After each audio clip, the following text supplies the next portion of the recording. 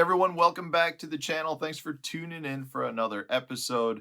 We are pretty much in the full swing of pre-spawn almost anywhere you go in the country. You know, down in Florida, yes, there's fish that have been spawning for a while. Yes, there's fish spawning down south in certain areas, but the majority of that population of bass still have not spawned yet, putting them in a pre-spawn phase.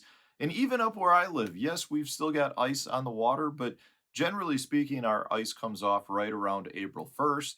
And having said that, the fish are almost immediately into a pre-spawn phase and they'll be spawning by the end of April, early May. So from that standpoint, anywhere you live in the country, for the most part, you're talking about pre-spawn fish. And having said that, I've gotten a lot of questions about how to go about catching those pre-spawners because honestly, they're some of the biggest fish that you got a shot at catching all year. You've got big females that are moving shallow, they're full of eggs, they're going to weigh the heaviest that they are, and it gives you a really good shot at catching a true trophy. So I get a lot of questions regarding what baits I like to use for these pre-spawn fish. And it's one of those questions, guys, that I can sit here and rattle off 30 different baits because of specific situations. I like this bait, and another situation I like this bait. But what I wanted to do was give you like 5 really standard baits that you can use in almost all situations, or at least are very good in specific conditions. And I feel like if you're throwing any of these 5 baits, you have a really good shot at catching some big pre-spawn fish. Not only is it important to know what baits to use, it's also important to know where to roughly use them. So I'm going to give you just a quick background as to each one of these baits, where I like to throw them, and the type of cover that I'm looking for to hopefully help connect you with some of those big pre-spawners on the lakes that you fish. So we're going to get into that. I do want to remind you guys, though, that if you're looking for some additional info on the lakes in your area, check out the lake breakdowns that I've done with fishthemoment.com. I've got over 100 different completed lake breakdowns. They're broken up by season. We provide 40 waypoints for you to go and get started on that lake. That maybe is your home lake. Maybe it's a lake you're going to vacation on, but you just want to get some good waypoints for them. Check those lake breakdowns out. They'll put the link in the video description. Also, if you want to support the channel, please use my Tackle Warehouse affiliate link to make your tackle purchases. I'll put that link as well in the video description. You can bookmark it for future purchases as well. And all of these baits, I believe, should be there except for one. And I'm not going to start with that one yet. The first one I'm going to talk about is potentially what's become one of the best pre-spawn baits that seems to really excel no matter where you're at and what type of water you're on. And that's your vibrating jig. This happens to be a black and blue jackhammer, Z-Man jackhammer. On the back, I've got my favorite trailer. This is the Berkeley Power Stinger, which in my opinion has more movement than any other trailer I've used on a vibrating jig. If I had to choose one color, it would be black and blue. The back of the Power Stinger here is the Okeechobee Cross, so it's got some green with the blue mixed in. Really nice combo, but generally speaking, your black and blue is going to be pretty much a standard color anywhere you go. You can throw it in clear water, you can throw it in dirty water. But what I'm going to be looking for with this is a couple of things. Either I'm looking for some isolated cover, maybe it's some stumps, maybe it's some laydowns that are out on flats. Maybe I've got some new emergent grass growth that's coming in. Maybe I'm fishing it on docks just like I was doing at Clark's Hill.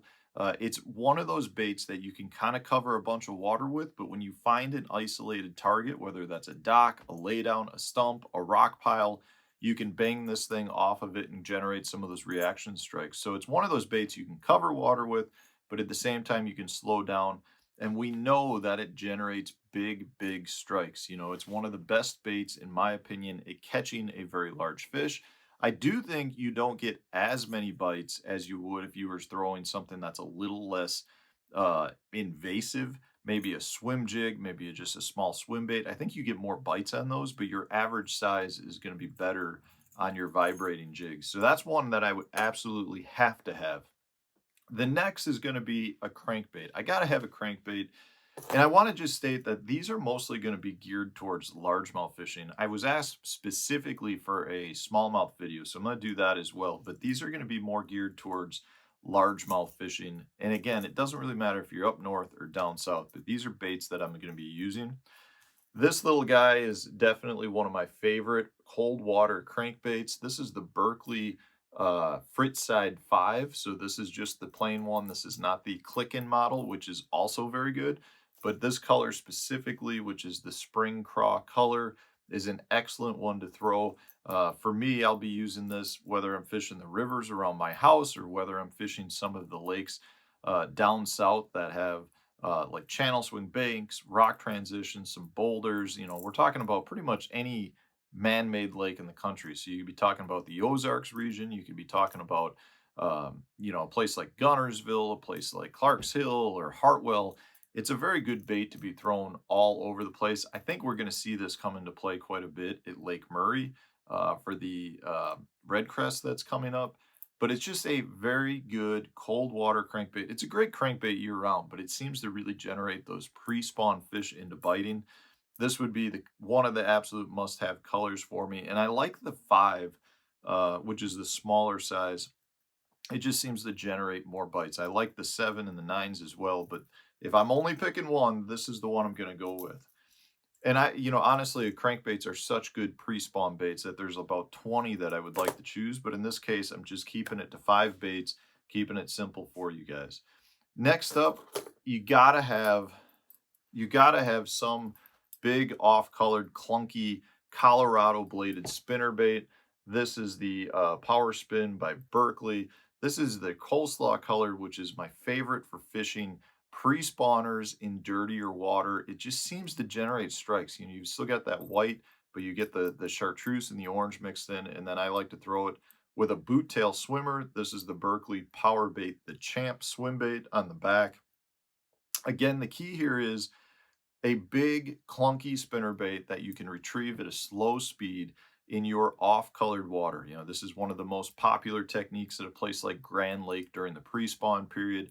Any place where you might have some flooded bushes, any place where you might have some dirtier water. It just seems like you can retrieve these at a slow speed, keeping the bait in the strike zone, and you're producing vibration from the blades, vibration from the tail, and it's allowing the fish that are in a lethargic cold water state to find your bait and react to your bait. So you're not ripping a spinner bait through an area, not allowing the fish to react. You're keeping it in the strike zone, really allowing them to react to it. And what I would state with this is, yes, I like to throw just silver and gold blades, but if the water is really muddy, I like to add, you know, a small red blade or just a full straight white blades, painted blades in both cases. But the key here is it's all based on watercolor. In off-colored water, this is what I'm going with. As it gets muddier, I start going with the painted blades. But you gotta have a spinnerbait. It generates such big strikes, but at the same time, it's just a fun bait to throw. You can throw it into some nasty stuff. You can skip it around. It's just another bait similar to the vibrating jig where you can just kind of work it and get into a groove fishing it. The next one, this is the discontinued one. Again, if I'm only picking one, I didn't even want to take it out of the box. I've only got a handful of these left. This is the old discontinued Xcalibur XRK 50. It's the one knocker. This is the ghost color. This is my favorite color that they produced it in. I've caught of all, I want to say of the, I think I've got 7 fish, 8 pounds or better. 4 of them have come on this exact bait. I caught a 10.5 in a Bass Open at Lake Chickamauga on it. I've caught big ones at Gunnersville on it. It's just my go-to pre-spawn bait. It's a great one down in Florida because it's got that goldish color. So if you can find that bait, I would highly recommend it. If you don't have it, your lipless crankbaits, whatever your favorite one that you like to throw, whether it's the the Berkeley War Pig or the Booyah One Knocker, which is a similar bait to that one. They all work great, but they're really good because a lot of the fish in the pre-spawn period are starting to move in, follow the creek channel, follow the drains, moving back into those spawning areas. And a lot of times what you have are your big flats, then you've got your drain that drops off a few feet. And using a lipless is one that allows you to fish those flats. And then when you get it to the drain, you can work it down the edges of those drains.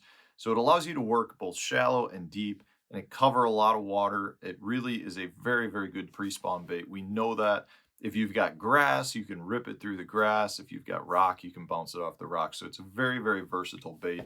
one of my absolute favorites anytime you're talking about fishing the pre-spawn period.